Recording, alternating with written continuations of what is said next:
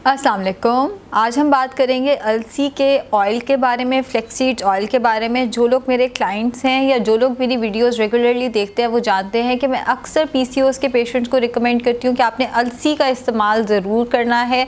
हल्दी, अलसी, अजवाइन, 3 चीज़ें सुपर फूड हैं पॉलीसिस्टिक ओवरी के पेशेंट के लिए। पॉलीसिस्टिक ओवरीज़ का जिसको भी मसला है उसके लिए हल्दी, अलसी, अजवाइन जो हैं वो बहुत अच्छी हैं। इसके अलावा जो अलसी है वो मीनोपॉज के बाद बहुत अच्छी है। जिन ख़वातीन का पीरियड साइकिल रुक जाता है मीनोपॉज के बाद, अलसी का इस्तेमाल जो है वो इन्फ्लेमेशन को कम करता है। अलसी सेहत को बेहतर रखने में, इन्फ्लेमेशन को कम रखने में, और मीनोपॉज के जो सिम्टम्स आते हैं जिसमें आपको ठंडे पसीने आना शुरू हो जाते हैं, दिल एकदम घबराना शुरू हो जाता है, उसके लिए बहुत अच्छा है। ना सिर्फ अलसी के ये 2 फ़वायद हैं बल्कि ये कैंसर से बचाने के लिए, खुदा ना खासा एक दफ़ा कैंसर हो जाए उसकी मैनेजमेंट बड़ी मुश्किल है, लेकिन बहुत सारी ऐसी चीज़ें हैं जो कैंसर की मैनेजमेंट में हेल्प करती हैं। अलसी कैंसर की प्रिवेंशन में हेल्प करती हैं। तो अलसी कैंसर की प्रिवेंशन में, मैंने जो पहले बोला है उसके लिए मैं माज़रत चाहती हूँ, मैनेजमेंट नहीं बोलना था, मैं प्रिवेंशन बोलना चाहती थी। कैंसर की प्रिवेंशन के लिए अलसी जो है वो हेल्प करती है। अलसी जो है उससे हमें बचाने के लिए फ़ायदेमंद साबित होती है। इसी तरह कोलेस्ट्रॉल के पेशेंट्स के लिए बहुत अच्छी है। एक और कॉन्सेप्ट है कि जी अलसी सिर्फ ख़वातीन इस्तेमाल कर सकती हैं, मर्द हजरात भी इस्तेमाल कर सकते हैं। पोर्शन इसका होगा 1 टेबलस्पून अ डे। अलसी के जो तेल है 1 टेबलस्पून अ डे इस्तेमाल करना है। जो अलसी के बीज हैं वो 1/4 चाय का चम्मच से लेके 1 चाय का चम्मच तक इस्तेमाल किए जा सकते हैं। जो अलसी है वो मर्द हजरात भी इस्तेमाल कर सकते हैं और ये कोलेस्ट्रॉल के लिए बहुत अच्छी है। ब्लड प्रेशर, बाकायदा रिसर्चेस इस चीज़ को सपोर्ट करती हैं कि जिन लोगों ने इसका इस्तेमाल किया उनका ब्लड प्रेशर कम हुआ है। हाई ब्लड प्रेशर के जो पेशेंट्स हैं उनका ब्लड प्रेशर ग्रेजुअली कम होना शुरू हुआ है। इसी तरह एक रिसर्च ने ये चीज़ साबित की कि जिन ख़वातीन ने 12 हफ्ते के लिए मुसलसल अलसी के तेल का इस्तेमाल किया था उनकी स्किन काफ़ी बेहतर हो गई।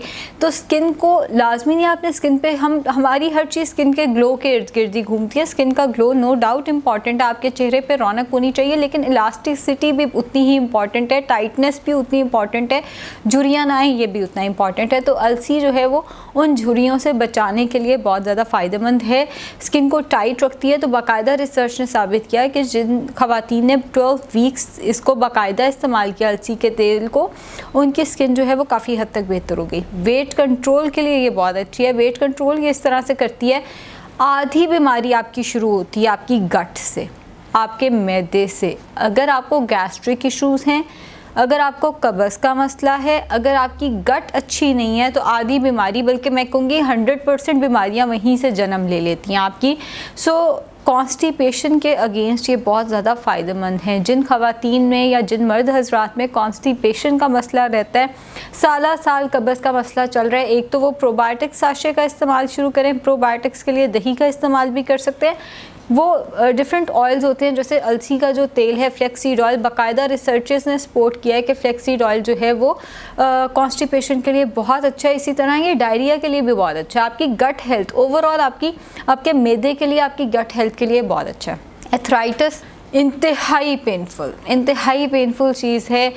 मैं कहती हूँ इस बीमारी से अल्लाह ताला, एक इससे और एक फाइब्रोमियल्जिया से अल्लाह ताला बचाए।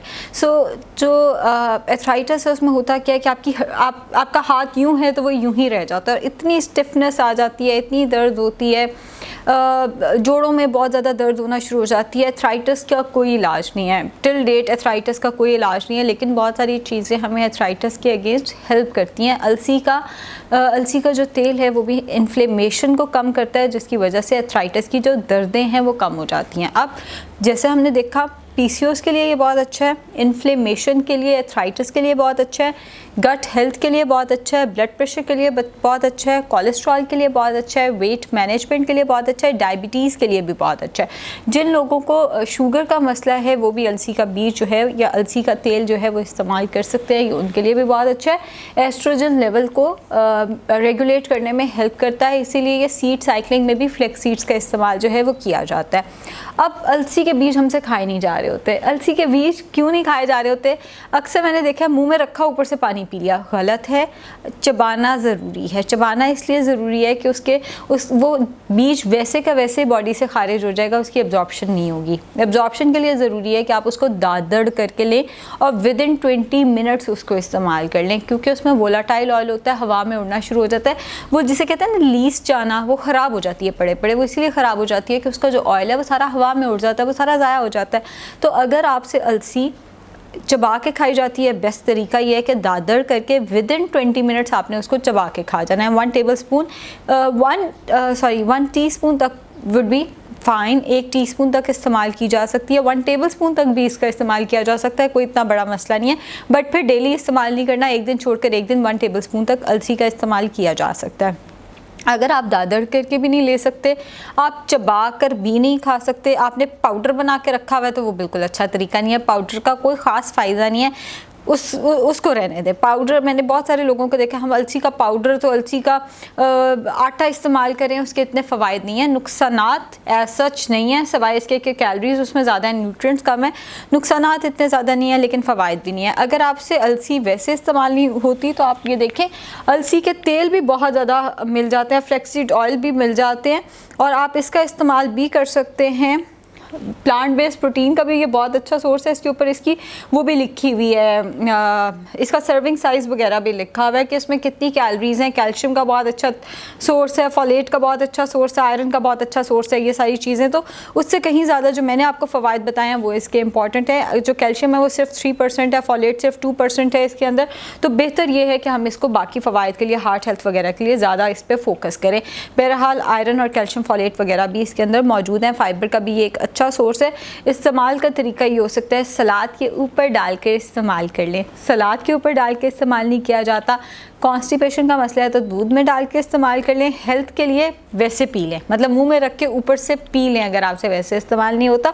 और मैं मशवरा ये दूंगी कि हो सके तो इसमें 1 चुटकी हल्दी और 1 चुटकी काली मिर्च भी डाल दें, आपको डबल बेनिफिट्स मिलेंगे।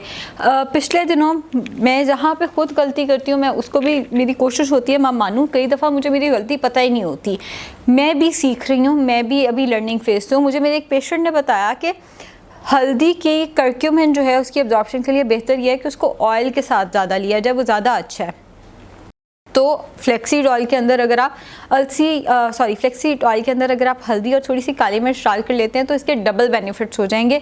ये ऑयल आप वैसे भी पी सकते हैं, ऊपर से पानी का ग्लास पी लें। आपको जो मैंने बीमारियां गिनवाई हैं उनके अगेंस्ट हेल्प करेगा, वेट लॉस में हेल्प करेगा। कॉन्स्टिपेशन के लिए लेना है तो दूध में डाल के इसका इस्तेमाल कर लें। अगर दोनों तरीके से नहीं ले सकते तो सलाद के ऊपर एज अ ड्रेसिंग आप इसका इस्तेमाल कर सकते हैं। शुक्रिया।